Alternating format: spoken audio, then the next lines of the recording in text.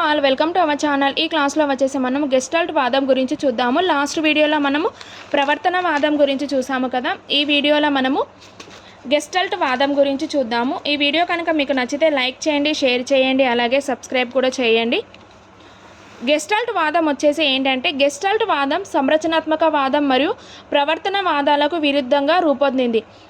సంరచనాత్మక వాదం మరియు ప్రవర్తన వాదాలకు వ్యతిరేకంగా రూపొందించిందన్నమాట. ఇది 1912వ సంవత్సరంలో మార్క్స్ వర్తిమర్, అతని అనుచరులైన వోల్ఫ్ గ్యాంగ్ కోహ్లర్, కర్ట్ కోఫ్కా గెస్టాల్ట్ వాదాన్ని ప్రతిపాదించారు. ఎవరెవరు? మార్క్స్ వర్తిమర్. వీరి అనుచరులు ఎవరెవరు అని అంటే వోల్ఫ్ గ్యాంగ్ కోహ్లర్, కర్ట్ కోఫ్కా, వీళ్ళిద్దరు. కోహెలర్ మరియు కర్ట్ కోఫ్కా వీళ్ళిద్దరు గెస్టాల్ట్ వాదాన్ని ప్రతిపాదించారు.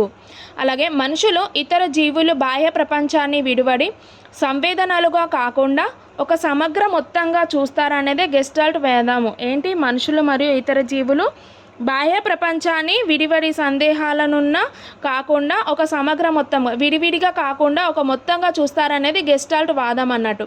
గెస్టాల్ట్ అంటే నమూనా, రూపం లేదా ఆకృతి అని గ్రీకు పదం. గెస్టాల్ట్ అంటే ఏంటి? నమూనా, రూపం లేదా ఆకృతి అనే అర్థం గల గ్రీకు పదము.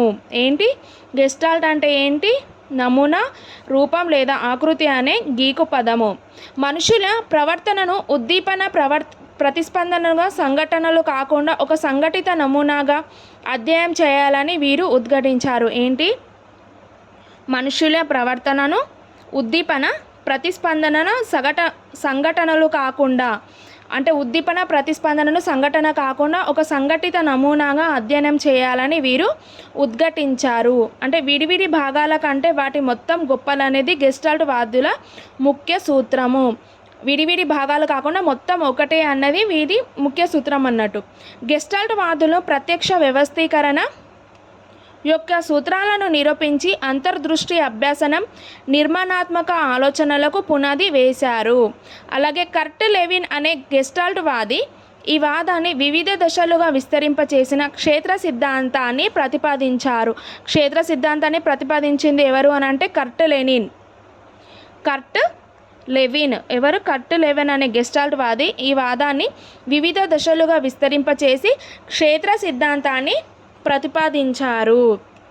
అలాగే విద్యా ప్రాముఖ్యత చూడండి. గెస్టాల్ట్ వాదం ఇది భాగాల కంటే మొత్తాన్ని గ్రహించి అర్థం చేసుకోవడం ప్రభావవంతమైందని తెలపడం వల్ల ఉపాధ్యాయులు బోధనాభ్యాసాన్ని మొత్తంగా జరపవలసిన అవసరాన్ని ఈ సాంప్రదాయం సూచిస్తుంది. ఏంటి? భాగాల కంటే మొత్తం గ్రహించి అర్థం చేసుకోవడం వల్ల ఉపాధ్యాయులకు బోధనాభ్యాసాన్ని మొత్తంగా జరపవలసిన అవసరం ఉందని ఈ సాంప్రదాయం సూచిస్తుంది.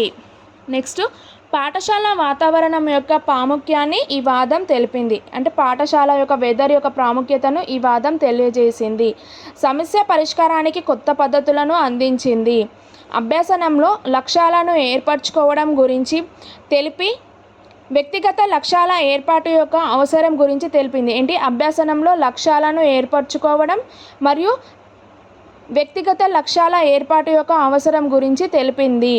సమూహ ప్రవర్తన, దాని ప్రాముఖ్యత అభ్యాసనంలో ముఖ్య కారకాలుగా గుర్తింపబడ్డాయి. ఏంటి? సమూహ ప్రవర్తన, దాని ప్రాముఖ్యత అభ్యాసనంలో ముఖ్య కారకాలుగా గుర్తింపబడ్డాయి. ఇది గెస్టాల్ట్ వాదం. గెస్టాల్ట్ వాదం ఎవరు ప్రతిపాదించారు అని అంటే వర్తిమర్, ఇతని అనుచరులు వచ్చేసి వోల్ఫ్ గ్యాంగ్ కోహ్లర్, కర్ట్ కోఫ్కా వీళ్ళు గెస్టాల్ట్ వాదాన్ని ప్రతిపాదించారు. గెస్టాల్ట్ అంటే ఏంటి? నమూనా, రూపం లేదా ఆకృతి అని గ్రీకు పదము.